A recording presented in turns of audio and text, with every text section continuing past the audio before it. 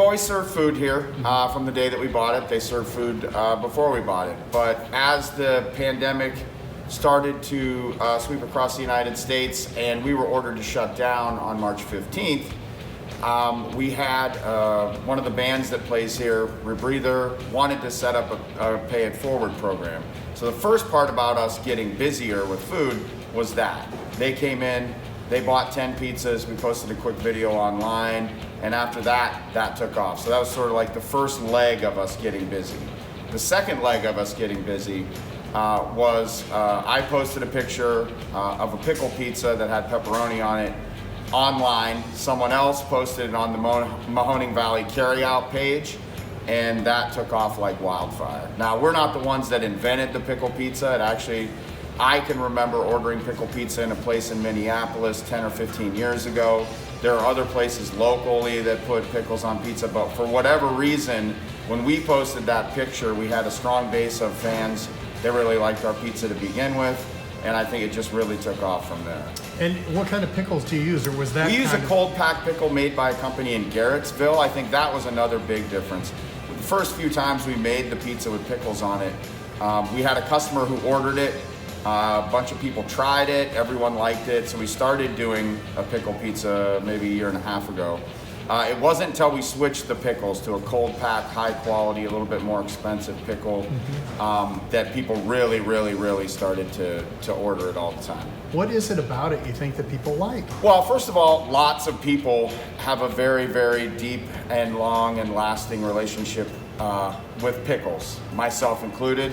People who love pickles are crazy about them and put them on everything. So it's just sort of a natural progression of that.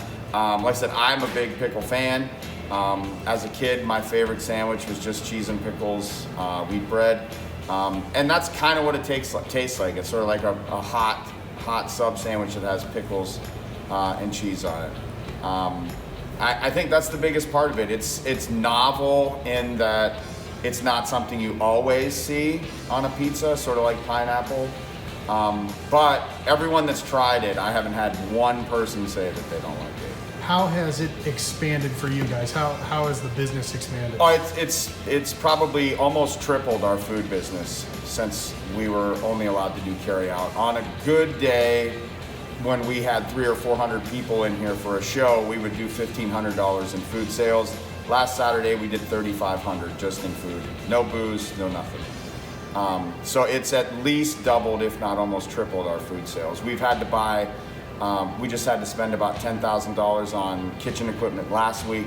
We're gonna have to spend another $10,000 to $15,000 on a new oven over the next 2 weeks before we can even reopen, because if we maintain even 50 to 60% of the carryout business we have today going forward, and the food's good, so there's no reason for me to think that we're not going to. And then we reopen and have to accommodate food orders in the building, we're not gonna have the capacity. We're already past our capacity as far as the pizza oven, so people are having to wait longer and longer for us to fulfill orders than we're comfortable with, but given the oven capacity that we have, that's where we're at. So we're actually probably within the next 7 to 10 days gonna have to make a purchase on a new oven. You have to be surprised, aren't you? Somewhat, yeah. I think the food was always good.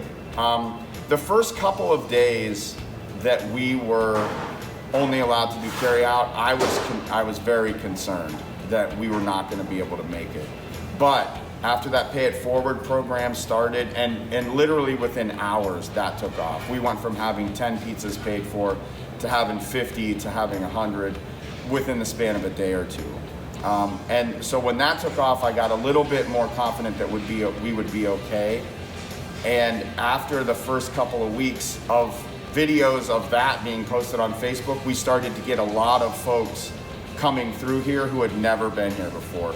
And so as that helped us broaden our customer base, then you tack on top of that sort of the viral nature of that Mahoning Valley takeout post, and we're at where we're at. I'm shocked every single day. I mean, if you would have told me 6 months ago that I was gonna have to buy a $4,000 refrigerator just to put pizza dough in, and a new pizza prep table and a new oven, I would have told you were high.